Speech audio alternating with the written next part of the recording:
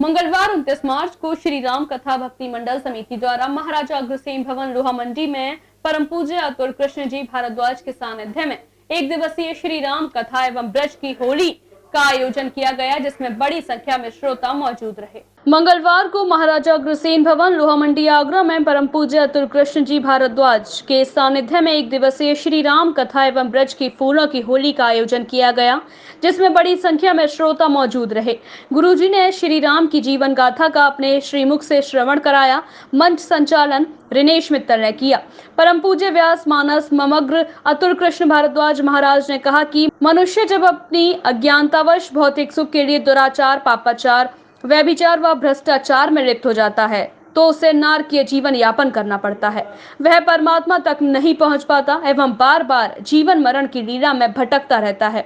समस्या चाहे कितनी बड़ी क्यों ना हो, मन और बुद्धि को शांत रखते हुए उस पर विचार करने से निराकरण हो जाता है।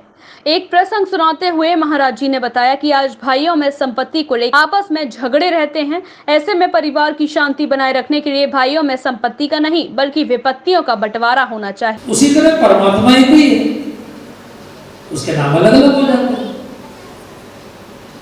तो वो जल में भी रहते हैं, इसलिए एक नाम उनका नारायण हो गया, क्योंकि नीर में अयन है उनका, नीर में घर है उनका, इसलिए एक नाम नारायण हो गया।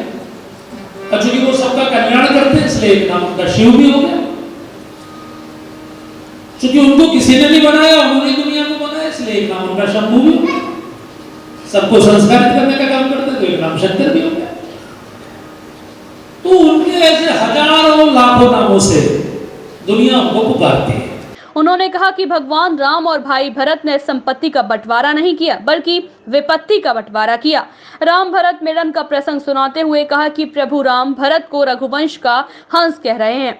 भरत प्रेम रूपी अमृत के सागर हैं। भरत चित्रकूट से राम के चरण पादुका लेकर आए। चरण पादुका को ही सिंहासन पर रखकर भगवान के अयोध्या वापस आने के पूर्व ही राम राज्य की स्थापना कर डाली। उन्होंने कहा कि जब हम अपने जीवन मात्र में अपने प्रति तथा भगवान राम पर दृष्टिगत करेंगे तो अनुभव करेंगे कि जीवन में हमारा योगदान शून्य है। हम सभी को अपनी योग्यता बढ़ानी होगी। फूलों की होली के साथ श्री राम कथा का समापन किया गया। आज एक दिवसीय कथा का आयोजन, राम कथा का आयोजन श्री राम भक्ति मंडल द्वारा किया जा रहा है, जिसमें परम पूज्य अतुल कृष्ण भारद्वाज महाराज जी आए हुए हैं अपने वाणी से कथा वाचन करने के लिए। किस तरह का क्या उद्देश्य है? श्री राम जी के इतिहास के बारे में हम अपने हर वर्ग को बताएं कि कैसा क्या इतिहास रहा है, क्योंकि आज देखते जा रहे हैं कि हम अपनी संस्कृति के बारे में भूलते जा रहे हैं। और मेरे ख्याल से श्री राम कथा के आयोजन के बाद में जो भी कथा वाचन होती है उसका संस्कृति का प्रचार प्रसार करने से बेहतरीन माध्यम है। अखिलेश अग्रवाल, कथा संयोजक, राम कथा आयोजन समिति। ये एक दिवसीय राम कथा का आयोजन आज किया जा रहा है। पिछले वर्ष भी 3 अप्रैल 2021 को हमने इस प्रकार का श्री अतुल कृष्ण जी महाराज जी के द्वारा एक दिन की राम कथा का आयोजन किया था। एक दिन की राम कथा का उद्देश्य लोगों में अपने धर्म के प्रति जागरण करना और कथा के माध्यम से जो भी धन एकत्रित होता है उसे सेवा कार्यों में खर्च करना, यही हमारा आज का उद्देश्य है। व्यास जी महाराज ने बताया कि मनुष्य आज औसत 70 वर्ष की आयु जी रहा है। यदि इससे अधिक आयु है तो समझिए कृपा है। मनुष्य के जीवन में 4 पड़ाव आते हैं, उसका पूर्ण सदुपयोग करना चाहिए। अंतिम समय में जो संन्यास आश्रम की बात पुराणों में कही गई है उसका भी पालन करना चाहिए, लेकिन इसका अर्थ यह नहीं कि वह परिवार को छोड़कर चला जाए।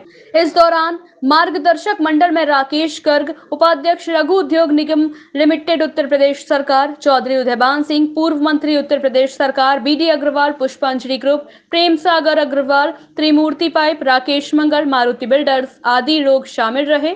वहीं कथा संयोजक एवं व्यवस्थाओं में अखिलेश अग्रवाल, दिनेश मंगल, आकाश गोयल, मोहित वशिष्ठ, विकास अग्रवाल एडवोकेट, संजीव कुमार जैन आदि का सहयोग रहा।